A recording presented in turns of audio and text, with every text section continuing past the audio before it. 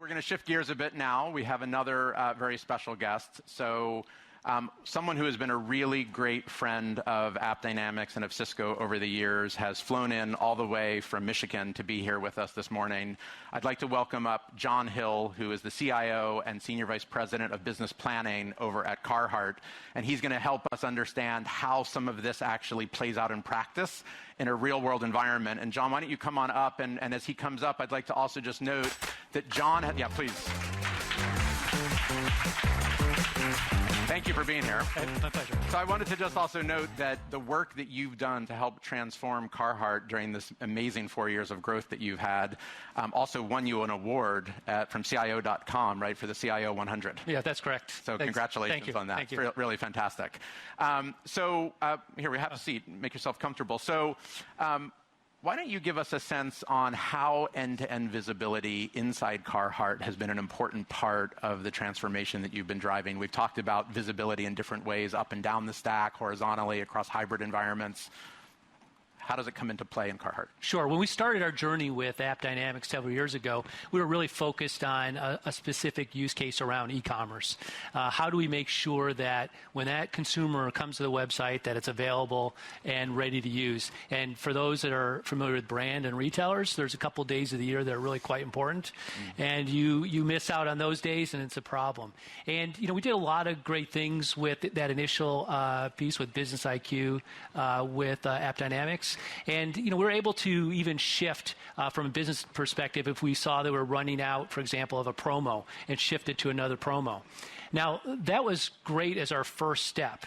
What was interesting is Business IQ also provided us a really great baseline of key business processes and application performance metrics. And what's interesting is we noticed not too long ago some anomalies in AppDynamics related to logons in the website. Because that baseline existed, we actually detected an attack occurring before our security software did. Because it already understood all those baselines. So our security team was able to get in and resolve that quickly. Once the journey for our customers, though, with the e-commerce is just one part of that journey. That transaction, it goes from the e-commerce back through your ERP, in our case, back to the warehouse management system, and then all the way back again. And so we've worked with AppDynamics to instrument that entire ecosystem so that we understand where those issues are and can resolve those quickly. Now, at the heart, Carhartt is a product company. We make products to serve and protect hardworking folks. But like a lot of brands, you try to shrink the time that it takes to develop new products. So we use a PLM application to manage that.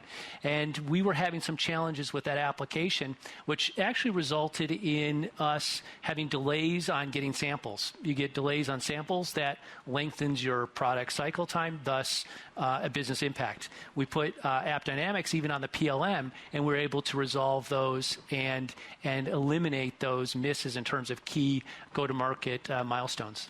That's great. So you've been able to actually use business data correlated then to what's going on in the application to do things like even detecting security issues, it sounds like. Yep.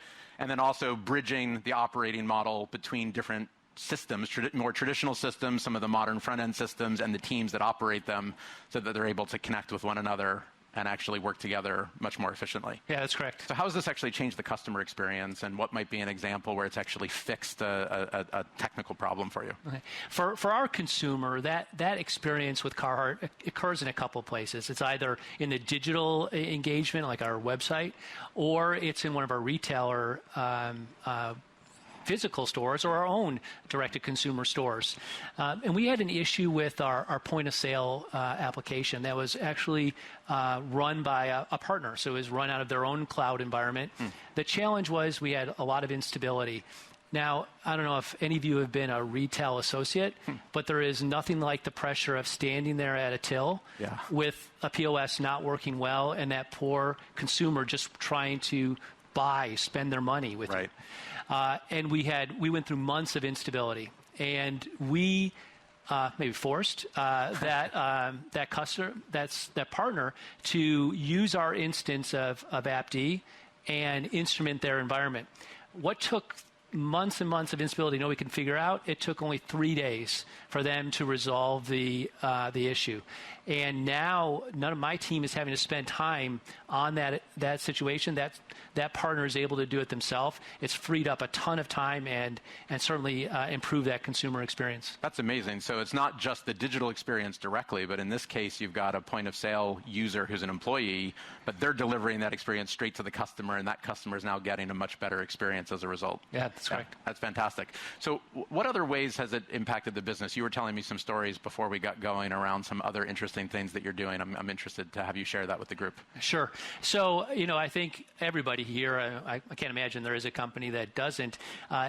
Data is a key part of how you start your day. You talked about using the apps, but first the app I use in the day is Power BI. There you go. I'm sure some of you use a couple of different. It's not as interesting as TMZ. Yeah. So, and all the executives, everybody's looking at various dashboards. How is our business doing? What's going on? And there's a number of reasons why that dashboard can be wrong.